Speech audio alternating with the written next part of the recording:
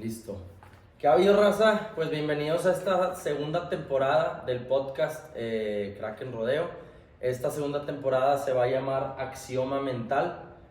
Voy a tratar de meter invitados también, pero la idea principal del podcast o de esta temporada del podcast es también compartirles una serie de herramientas que me he dado cuenta que les hacen mucha falta. Últimamente en los rodeos creo que la gente se acerca a pedirme cierto tipo de consejos y hay un común denominador en los consejos que me piden, y creo que mucho es como están muy perdidos en la forma en la que está estructurado el deporte.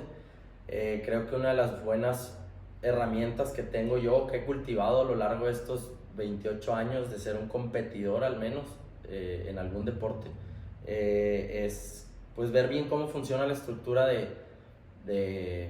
del deporte como tal y a la disciplina que sea que se esté practicando para poder ser exitoso en ella y pues no terminar siendo el montón, no terminar frustrado con la disciplina, no terminar lesionado de más o innecesariamente en la disciplina también.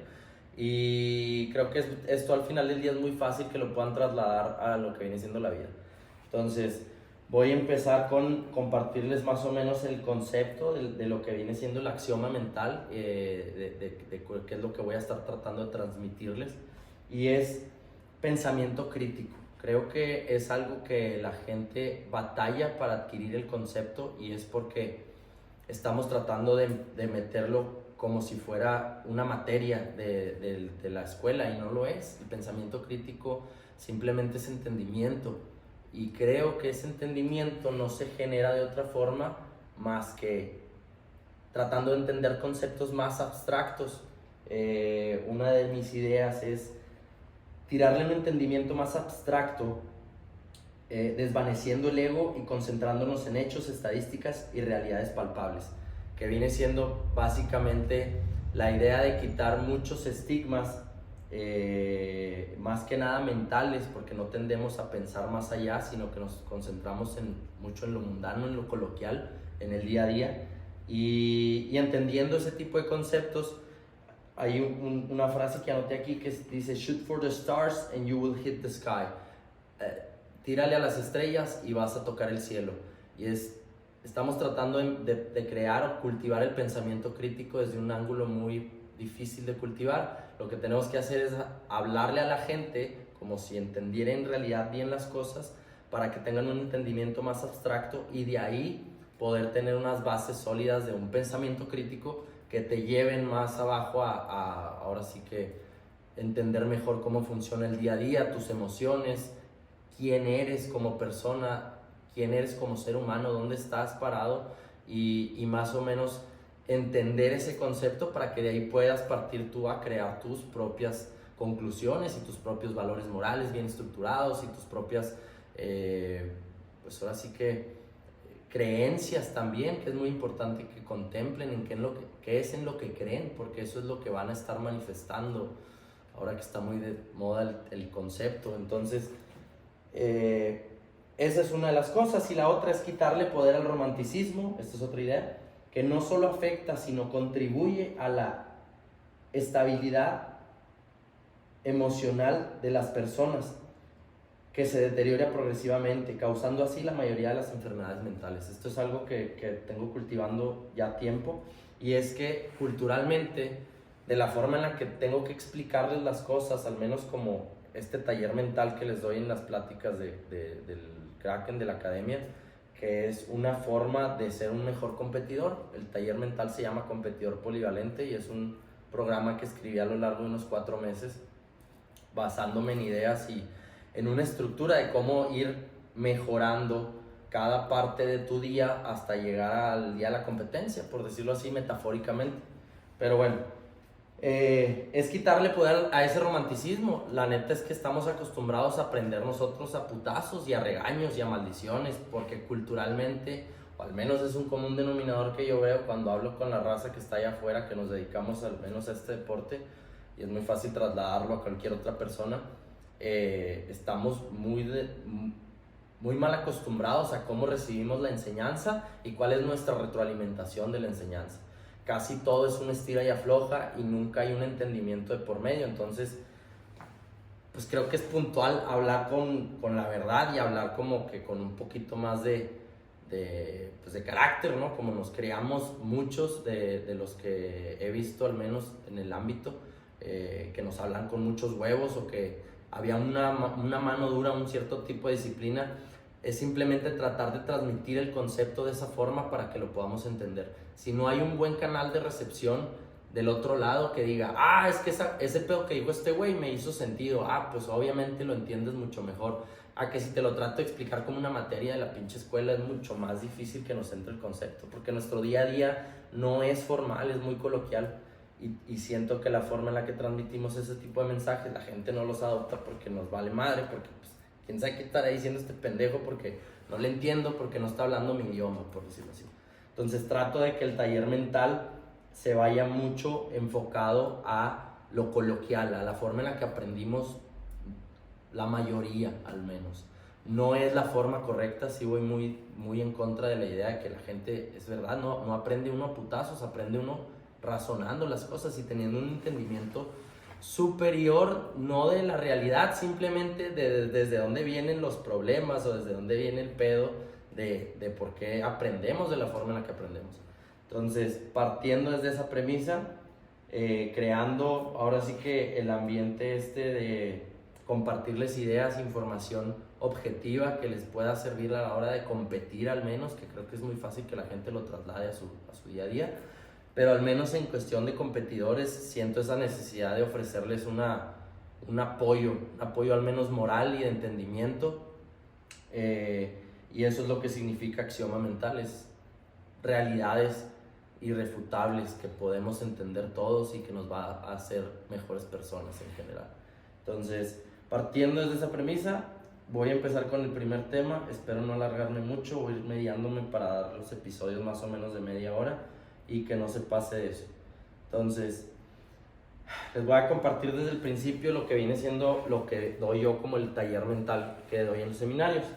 El taller mental se llama Competidor Polivalente y la conferencia está enfocada en darles a los competidores una guía de cómo gestionar mejor su carrera deportiva y de vida. Conforme pasa el tiempo, inconscientemente se va moldeando tu personalidad con cada derrota y con cada victoria. Las enseñanzas que dejan te forman el carácter y la forma en la que interactúas con el entorno. La finalidad del taller mental es entendernos mejor como individuos y compartir una serie de herramientas que nos ayuden a tomar mejores decisiones para así lograr cumplir cada uno de nuestros objetivos y tener una vida más equilibrada, al menos competitivamente, que eso es lo que les digo, que en donde siento yo que tengo un poquito más de expertise. Todo trato de compartirlo siempre desde una perspectiva muy neutral y sin tratar de juzgar si algo está bien o algo está mal, sino darles, pues eso, pensamiento crítico, un entendimiento un poquito más arriba para que ese pensamiento crítico les llegue como un balde de agua fría, como un, claro que sí, con razón pasan las cosas que pasan. Entonces, primer punto, introspectiva. Mirar hacia adentro y conocerte mejor es el primer paso para desarrollar tu mejor versión. Esto lo escuché en un podcast o en una lectura que dio creo que es doctor, pero también tiene una especialidad en psicología, doctor Rizzo, no me acuerdo cómo se llama, ahí disculpen la trabada, pero es muy importante que dentro de la introspectiva, para poder ser un mejor competidor, hay que conocernos bien como personas, cuáles son nuestras debilidades, nuestras fortalezas, etcétera. Todo eso que suena como un panfleto de superación personal, pero no lo es algo importante a lo que hay que poner atención. Entonces, los 4 pilares básicos de la autoestima. Bueno, la introspectiva, mirar hacia adentro y conocerte mejor es el primer paso para desarrollar tu mejor versión.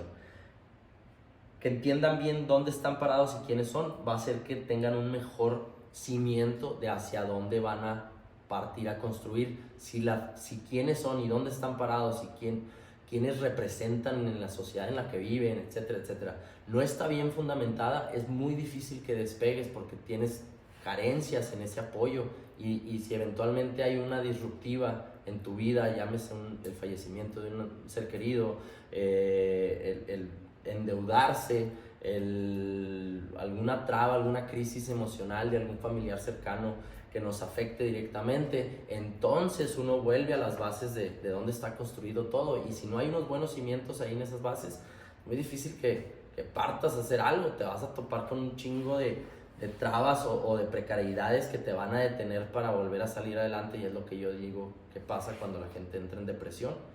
Hay una muy mala cimentación de dónde estás parado y de quién eres, y por lo tanto no ves una buena forma de apoyarte para salir a enfrentar la vida, y es que no se conocen tan bien como creen que se pudieran conocer.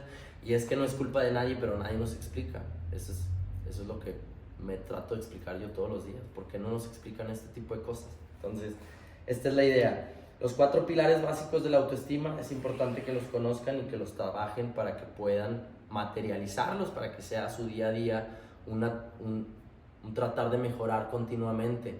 No sin conciencia, porque es un concepto que he escuchado mucho que tiene mucho sentido. O sea, el tratar de mejorar por mejorar no lleva a mejorar. El tratar de mejorar por encontrar una estabilidad o algo que te dé esa longevidad que buscas en lo que haces, eso es mejorar. Si simplemente tratas de mejorar por mejorar, tal vez llegue un punto en donde trates de mejorar tanto que lo que estés haciendo sea insostenible, y eso lo puedes replicar en muchas teorías. Ahí igual las vamos a estar tocando dentro de los temas, pero es importante que reconozcan eso. Por eso hago mucho énfasis en la introspectiva, porque es muy importante. Autoconcepto, aceptarse como persona. Autoimagen, qué tanto te gustas o no te gustas. La gente no te valida, te validas tú mismo. Autorreforzamiento, aprender a autoelogiarse después de hacer algo bien y reforzar los patrones de conducta positivos. Y la autoeficacia, tener confianza en uno mismo y la habilidad y competencias necesarias para enfrentar una situación y persistir en esa situación. Ok, el autoconcepto, aceptarse como persona. Aquí me gusta poner mucho una teoría que tengo yo, bueno, no es mía obviamente, es una postura filosófica del existencialismo que se llama thrownness. Y lo que hace alusión el concepto es que tú no sabes por qué estás donde estás. O sea, nadie sabe en realidad por qué está donde está. Tú puedes tener una idea, ¿sabes?, de cómo funciona tal vez el algoritmo de los espermatozoides y por qué uno puede ganar o no, ahorita con la inteligencia artificial o no. Pero al principio la idea que se tiene fundamentada es que no sabes por qué eres el espermatozoide ganador. Entonces un día simplemente apareces. Aquí yo entiendo conceptos como la reencarnación, la energía, todo eso lo tengo contemplado en el concepto, pero al final del día no hay una explicación palpable de por qué. Porque pues si te pones a decir que una, te puede contradecir la teoría de la energía y otra y la reencarnación y se contraponen, pero no hay una unificación de esa teoría. Yo lo que digo es que la teoría topa ahí en esa paradigma del existencialismo, que es el thrownness. ¿Por qué estás donde estás? ¿Por qué no estás en otro lugar? ¿Por qué naciste donde naciste? Tal vez no hay una explicación tan racional o tan palpable que podamos entender como para decir, ok, estoy aquí por esto, ¿sabes? Puedes crear una historia, puedes traer una historia detrás, si estás tan convencido de la reencarnación, es muy válido, pero en realidad nadie te puede explicar por qué no naciste en otro lado. O sea, ¿por qué no naciste en Somalia? ¿Por qué no tienes que caminar 10 kilómetros diarios para tomar agua? ¿Por qué naciste donde naciste? ¿Por qué tienes las facilidades que tienes? Nadie sabe. En el momento en el que te avientan a la experiencia, por volver al concepto, tú simplemente apareces y estás aquí y no tiene una explicación lógica de por qué estás donde estás. Simplemente un día ya tienes responsabilidades, ya eres hijo, ya eres hermano, ya eres primo, ya eres un estudiante, ya eres una persona con responsabilidades, y todo eso te cae como te lo adjudican sin más bien sin darle una explicación. O sea, nadie sabe por qué. Entonces, partiendo desde esa premisa, es importante que uno reconozca y entienda muy bien quién es el autoconcepto, quién soy. Pues bueno, hay mucha gente que no está a gusto con ese concepto. O sea, ¿por qué soy hijo de mis papás? Y la gente se pregunta, ¿por qué no me tocaron otros papás? Pues no sé, cabrón, ya te tocaron, güey, acéptalo y move on. O sea, sigue con tu vida. No puedes sentarte a meditar eso porque no tiene una explicación lógica. Volvemos a lo mismo. Tiene que haber algo más fundamentado para que puedas tener esa explicación. Y la explicación es que, bueno, pues ya estás ahí, ya te tocaron los papás que te tocaron, ya te tocaron los hermanos que te tocaron, ya te tocó la familia que te tocó, ya te tocó vivir en donde vives, ¿sabes? Tal vez puedes llegar a un punto en donde eres lo suficientemente capaz de subsistir por ti mismo y te sales de tu casa y empiezas a hacer tu vida como según tú creas que es la forma correcta de vivirla. Es muy válido y está bien que puedas hacer eso, pero la mayoría de la gente no lo hace y al final del día termina reprochándote en realidad porque chingados te tocó nacer donde te tocó nacer. Yo, por decirte, en un conflicto a veces digo, ¿por qué chingados no nací donde había nieve? O sea, ¿por qué no nací en Colorado?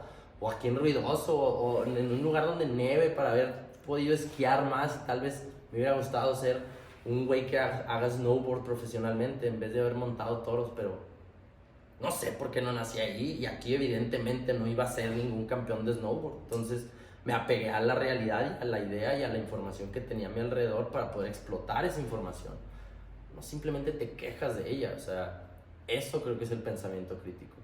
Tener un poquito más de perspectiva en cómo funcionan ideas como esa para fundamentar dónde estás y poder tener un mejor entendimiento de quién eres y qué chingados es lo que tienes que hacer. Entonces, lo que sea que tengas que hacer, ¿no?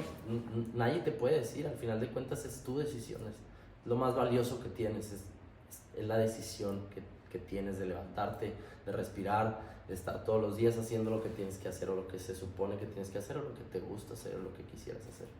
Ponle el término que quieras. El adjetivo es irrelevante.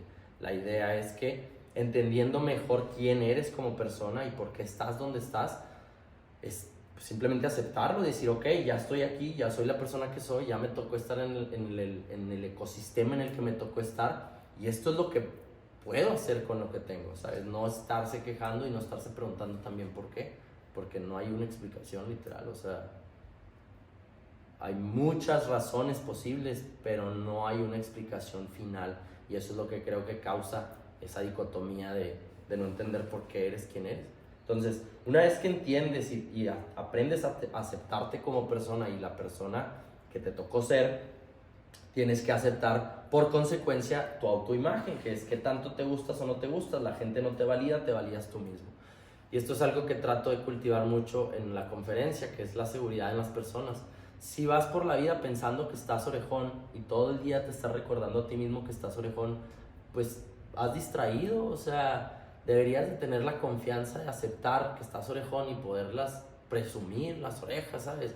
La nariz, los chaparros, lo gordo, lo que sea, ¿sabes? Hay cosas que se pueden mejorar, como por decir, la obesidad, no importa la razón que sea, se puede mejorar con esfuerzo, con dedicación, con mucha voluntad, con mucha paciencia, pero se puede mejorar. Entonces, y es por la salud de las personas, no es por ni siquiera por estética, no soy ese tipo de persona superficial en ese aspecto, pero sí es importante reconocer que hay cosas que se pueden mejorar, hay cosas que no se pueden mejorar, hay cosas que tal vez ahorita la gente tiene la capacidad de mejorar, como una cirugía, hay gente que no tiene la capacidad de mejorarla, como no tener el dinero para la cirugía. Entonces el hecho de aceptarse como la autoimagen, qué tanto te gustas y qué tanto crees que puedes mejorar lo que puedes mejorar y qué tanto crees que no puedes mejorar, hay cosas que no puedes mejorar, por decir, no puedes mejorar estar más alto, porque entonces te tendrías que someter a una serie de operaciones que serían muy dolorosas y tal vez ni siquiera te encuentres la altura adecuada o ideal para ti, ¿sabes? Simplemente quieres ser más alto y ya.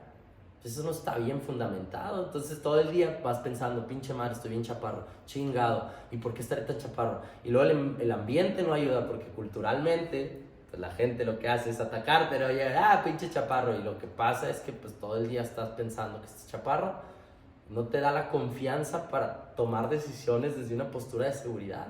Entonces las decisiones que tomas muchas veces se ven afectadas por ese tipo de inseguridades. Entonces terminas siendo una persona que no eres.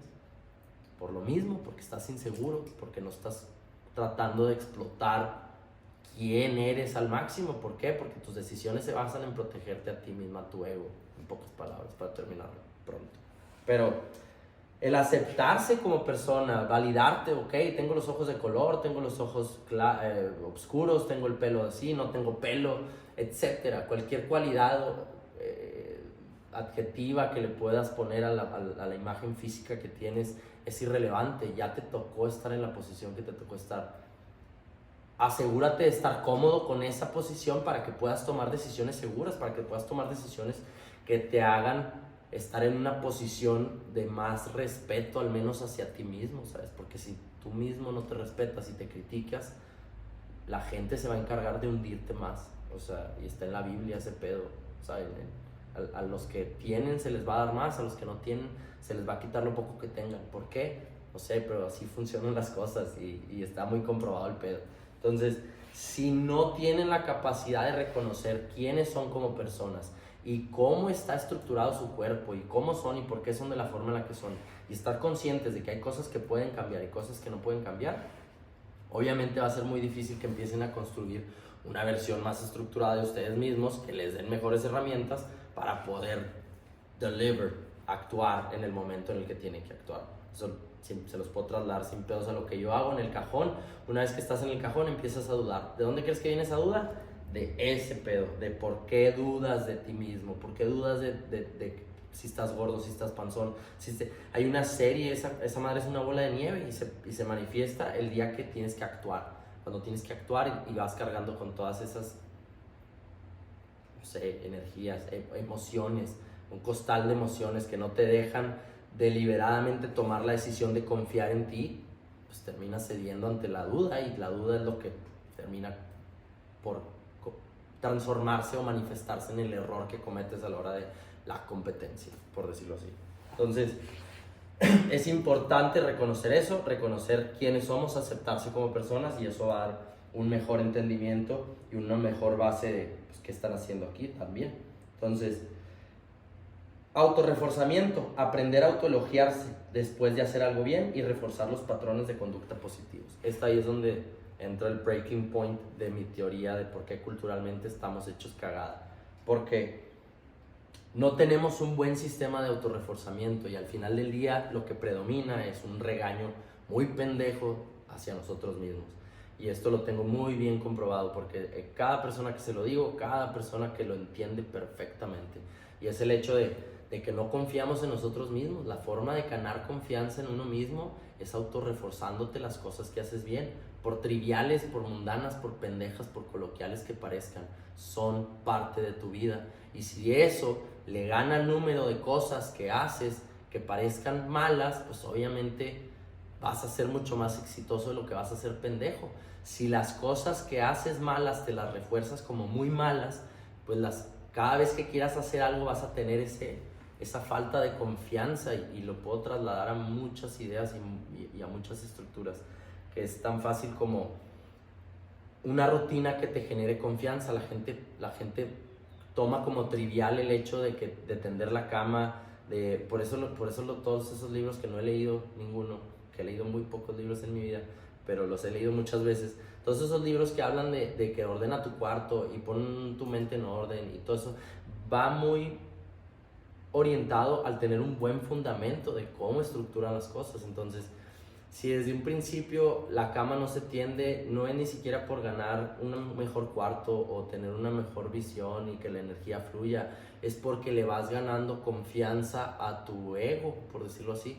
Y yo lo que hago es tratar de reforzarme eso pues con una rutina diaria, que es la rutina que tengo de siempre.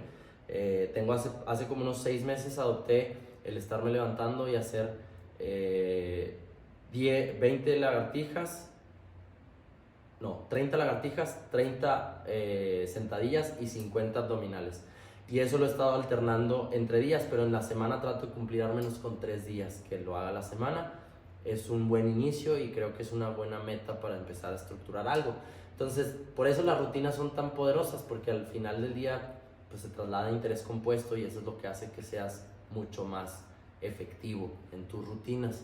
Entonces, la mayoría de nosotros tiene unas rutinas muy nocivas o se basan mucho en recompensa, esfuerzo, recompensa, y eso también está muy mal, porque lo que hace uno es tratar de matarse en el trabajo para luego desquitarse el fin de semana en lo que sea. Puede ser en un hobby que te consuma mucho de energía, mucho tiempo, y luego terminas cansado y luego vas al trabajo cansado porque pues te trataste de liberar todo ese estrés que ibas acumulando en la semana.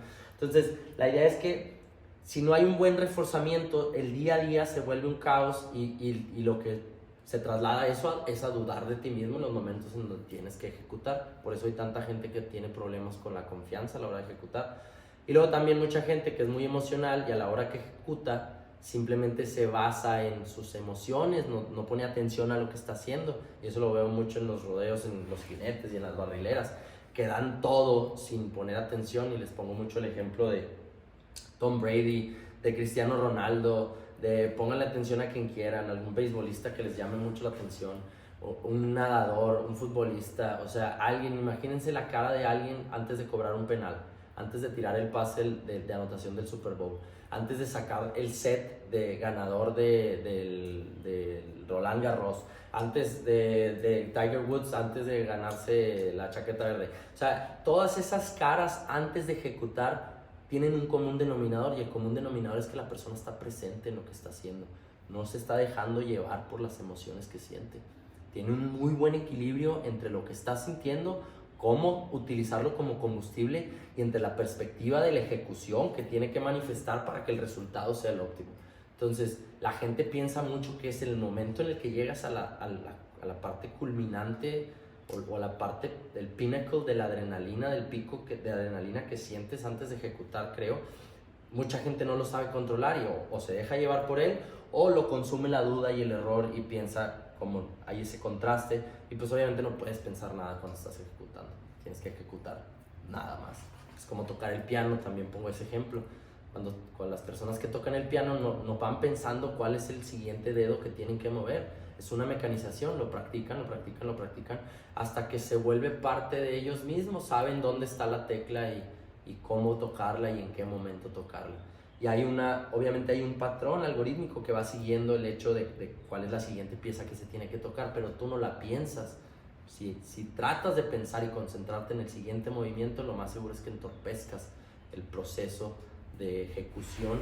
Tu memoria ejecutiva tiene un patrón que reconoce, no lo puedes controlar. Si tratas de controlar esa memoria ejecutiva, lo puedes controlar en la práctica, pero es muy difícil que a la hora tratar de controlarlo en la práctica, pero es muy difícil que a la hora de la competencia lo puedas ejecutar, porque interfieres con el proceso cognitivo del patrón que ya está algoritmizado. No sé si tenga sentido, pero eso es lo que pienso que pasa cuando interfieres con el proceso, es cuando fallas. Tienes que aprender a poner tu mente en blanco, y para poner tu mente en blanco tienes que tener muy bien fundamentado quién eres como persona y qué es lo que estás haciendo en ese momento. Entonces tienes la confianza de actuar, y actuar confiando en que tu proceso cognitivo y tu memoria ejecutiva van a dar un resultado puntual, óptimo. No de más, esa es otra cosa. Se los puedo poner como en el ejemplo me pregunta mucho la gente, es que necesito ejercicios para ganar fuerza en las piernas porque me estoy cayendo porque no aprieto las piernas. Digo, ok, ¿qué tanta fuerza quieres ganar? No, es que necesito, no puedes destrozar al toro, no puedes apretar las piernas para destrozar al animal. Nadie lo puede hacer, no importa qué tanta fuerza lo tengas, o qué tanta fuerza desarrolles. El del reparo no te va a dejar apretarlas tanto tampoco. Más bien necesitas identificar qué tan pesado estás tal vez de tu tronco superior para ver qué tanta fuerza requieres para no caerte, no simplemente apretar por apretar. Ahí es donde digo que hay conceptos que debería entender la gente que no, ¿qué tanto aprieto las piernas? Pues no sé, lo necesario para que no te caigas. No tienes que apretar mucho, no tienes que apretar poco, tienes que apretar lo que sea necesario para que tú no te caigas de ahí, y en base a eso construyes una narrativa que te sirva, ¿sabes? Eso creo que es pensamiento crítico. Ahí es donde ganamos un poco de terreno en ese aspecto, y la gente ya no busca tanto respuestas afuera. Mi interés también es darles como que un entendimiento aquí adentro, que sea más fácil para ustedes establecer ese tipo de realizaciones y poder decir, ok, no ocupo tanta fuerza, ocupo la necesaria para no caerme. ¿Qué tanto necesito para no caerme? Pues te tienes que caer varias veces para aprender qué tanto tienes que aprender, pero ya tienes una base, ya puedes aprender a practicar algo para mejorarlo. Pero si no reconoces eso, se me hace muy difícil que deduzcas simplemente por lógica qué tanto tienes que aprender a apretar. Puta, está cabrón. No es tan fácil llegar a esa conclusión, y la gente se pierde mucho en esos conceptos. Y luego terminas haciendo mucho ejercicio, terminas muy grande las piernas y ya no estás ni apretando ni te sientes cómodo, y ya desequilibraste todo. Es lo que llamo la teoría esa del paradigma de mejorar por mejorar. no se puede mejorar por mejorar, tienen que mejorar con un objetivo para que cumpla una función, si no, no sirve de nada mejorar. Entonces, y la última, bueno, el reforzamiento positivo, refuerzas todo lo que haces, ya para cerrar ese tema, refuerzas todo lo que haces. Como tiendes tu cama, trata de tenderla perfecta y refuérzate eso. Y yo trato de tender mi cama y les digo, no uso una regla para saber qué tan largo quedó un lado del otro, nomás porque me vería muy mamón, pero trato de ser muy exacto en eso. Y cuando tiendo la cama, tiendo a reforzarme mentalmente, obviamente, pero tiendo a reforzarme con, güey, bien hecho. O sea, hiciste muy buen trabajo. Hay poca gente tiende la cama como tú la tendiste, cabrón. Y eso me da no un alimento al ego por alimentarlo, sino me da ganar ese terreno en esa área de duda. Porque si ni siquiera me siento capaz de tender bien la cama, pues obviamente no me voy a sentir capaz de muchas otras cosas por el nivel de abstracción que manejamos como seres humanos. Entonces, si podemos puntualizar ese tipo de cosas, yo después hago mi rutinita de las abdominales, me paso a lavarme los dientes. Obviamente la rutina de las abdominales es un boost de energía, eso está más que comprobado. Es muy difícil mantenerlo porque a todos nos da hueva y una hueva muy cabrona hacer las cosas.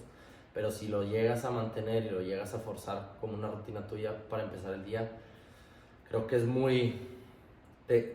comienzas el día de una forma más energética y fluyes un poco mejor para los que les gustan todos esos términos. Entonces, es más fácil que de esa forma gano confianza ahí, paso a lavarme los dientes y les digo, en realidad pongo mucha atención y me lavo los dientes, trato de dedicarle al menos 2 minutos y medio a lavarme los dientes.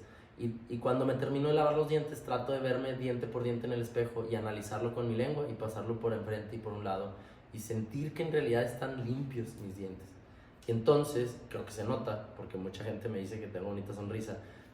Entonces, cuando me lavo los dientes de esa forma, termino y digo, cabrón, qué bien te lavaste los dientes, ¿sabes? Es un reforzamiento, no me lo digo al espejo, no es con detonaciones de ego, no es para levantarme la autoestima, es para ganar terreno en la confianza, es para decir, es que lo que haces está bien hecho, güey. Entonces, haces las cosas y cuando las haces bien. Se vuelve un hábito hacer bien las cosas y se nota cuando, en la persona que eres, en la higiene corporal que presentas, en muchos aspectos creo que se puede dar a notar, pero se vuelve un hábito de confianza, no de ego. El ego es lo que estamos tratando de suprimir, by the way, o al menos entenderlo para que funcione a nuestro favor y no nos empine de una mal forma. Entonces, cerramos con eso lo de reforzamiento de conductas positivas, porque es importante reforzarnos ese tipo de cosas porque nos dan confianza, no crece nuestro ego, ese no es el objetivo, es ganar confianza en cómo hacemos las cosas para el día que tengas que estar en el rodeo y poder querer salir, ejecutar, hacer lo que tengas, que confíes en la capacidad de ejecución que tienes, porque sabes que haces bien las cosas, entonces le ganas terreno a la duda y es una muy buena herramienta. Y el último tema era la autoeficacia, es simplemente tener la confianza, una vez que trabajas todas esas cosas, los 3 primeros pilares, tener la confianza en uno mismo y la habilidad y competencias necesarias para enfrentar una situación y persistir en la situación, que es la autoeficacia, es ser eficaz. No buscas mejorar por mejorar, buscas establecer una línea en donde puedas ser muy bueno por un periodo muy largo de tiempo, o por un periodo de tiempo el que creas que le puedes invertir energía a algo, como por decir la profesión de montar toros. Y digo, yo no trato de ser campeón de todos los torneos a los que voy, o rodeos, o lo que sea. Trato de no lastimarme, ese es mi primer objetivo, es mientras yo esté sano, yo puedo seguir haciendo esto el tiempo que yo quiera, o al menos mucho tiempo más. Pero si estoy muy lesionado, pues obviamente me va a limitar las capacidades y voy a tener que tomar una decisión. Entonces, ¿qué quiero? ¿Quiero muchos campeonatos o quiero muchos rodeos? Yo en lo personal prefiero muchos rodeos y me he dedicado estos 20 años que tengo montando toros a tratar de no lesionarme. Creo que se nota cuando monto, no me pongo ningún tipo de artefacto, ni espinilleras, ni coderas, ni me vendo ningún tobillo, ninguna rodilla se me sale, ningún brazo. Al menos lesiones considerables montando toros no tengo. Entonces creo que me he mantenido muy bien físicamente y me siento muy fuerte para poder hacer esto muchos años más. No competitivamente porque no me interesa, ya estoy cansado, pero sí de una forma muy sostenible, en donde pueda seguir haciendo buenas montas cada vez que me suba y no que vaya decreciendo mi nivel competitivo más bien, sino que cuando yo decida no competir es porque ya me cansé y porque ya no estoy conforme con, pues ahora sí que con el paso del tiempo, por ponerle un concepto a lo que viene siendo el tiempo. El ser tan competitivo para mí ya se empezó a ser muy exhausto en ese aspecto y creo que es buen momento para empezar a considerar otro tipo de terrenos. Pero eso pues termina siendo la autoeficacia, que no terminas peleado ni enojado con a lo que le estás dedicando tiempo. ¿Por qué? Porque lo ves como algo sostenible y lo entiendes, o sea, eres real, o sea, no puedes montar 60, 70 años, está medio difícil, tal vez haya una liga para señores y se pueda, pero el concepto es a que mantener ese nivel de competitividad es lo que hace reconocer, pues, que reconozcas que eres autocrítico, que no te la pases mal dejando el deporte que tanto te dio, al menos, que no termines enojado, que no termines frustrado, que no termines, porque eso sería muy malo, simplemente cargas con esa frustración y la esparces en todo el gremio y se vuelve mucho más difícil que se cree un ambiente más sano para las nuevas generaciones, por personas que cargan con ese tipo de grief, de enojo con ellos mismos, por no entenderse, por no tener la capacidad de reconocer quiénes son y por no saber dedicarle el tiempo necesario a las cosas que pues tienen un fin, etc. Entonces, creo que con eso cerramos. 36 minutos se me hace muy buen tiempo. Espero que les sirva. Les voy a ir pasando un tema por tema, todos van en un orden cronológico para que lo puedan entender mejor y vaya mejor estructurado. Ahorita creo que esos 5 minutitos que me pasé fueron de la introducción, entonces más o menos voy a ir tratando de mantener la misma metodología para que vayan procesando todo. Si hablo muy rápido es porque no quiero alargar mucho los videos, entonces si tienen que ponerle pausa o regresar a los conceptos, se los recomiendo mucho para que vayan analizando parte por parte y puedan unificar bien el mensaje y les quede más claro, pues ahora sí que lo que estoy tratando de transmitirles. Entonces, el próximo episodio vamos a hablar de reconocimiento emocional, va a estar muy chido y los esperamos. Si les sirve, raza, espero que lo compartan y me ayuden a que llegue a más gente, porque sí he visto una precariedad en la forma en la que manejan las emociones, al menos a la hora de competir, y creo que es un muy buen programa para que les ayude a ganar terreno en entendimiento y puedan proyectar mejores resultados a la hora de la competencia. Entonces, gracias por su apoyo, nos estamos viendo, saludos.